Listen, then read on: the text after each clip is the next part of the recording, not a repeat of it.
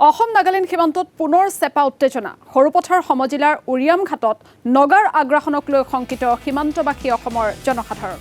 ডিমৰুজন গাঁৱত নগাই দোকানৰ সন্মুখতে লগালে নাম ফলকত নাগালেণ্ডৰ গাঁও আৰু নাগালেণ্ডৰ নাম লিখি আঁৰি দিলে নগাই উৰিয়াম ঘাটৰ ডিমৰুজনত কেইঘৰমান নগা লোক থকা গাঁৱত শেহতীয়াকৈ উচ্ছেদিত লোকক বসবাস কৰিবলৈ অনুমতি দিছিল নগাই সমান্তৰালভাৱে নগাই দোকান খুলি উচ্ছেদিত লোকসকলকো উক্ত স্থানত ব্যৱসায় কৰিবলৈ প্ৰদান কৰিছিল সুবিধা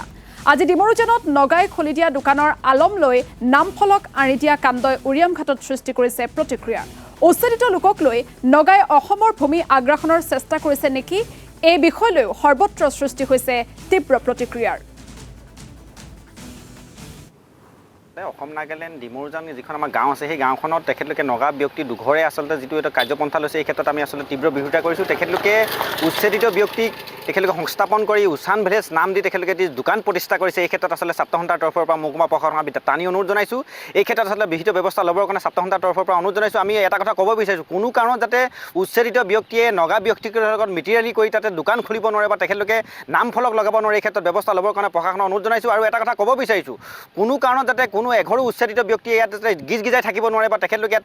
থিতাপি ল'ব নোৱাৰে এই ক্ষেত্ৰত ব্যৱস্থা ল'বৰ কাৰণে আমি মহকুমা প্ৰশাসনৰ অনুৰোধ জনাইছোঁ আৰু এটা কথা ক'ব বিচাৰিছোঁ যিসকল ব্যক্তি এতিয়া উচ্ছেদিত কৰা নাই বা যিসকল ব্যক্তি উচ্ছেদ কৰিবলৈ বাকী আছিল সেইসমূহ গাঁৱত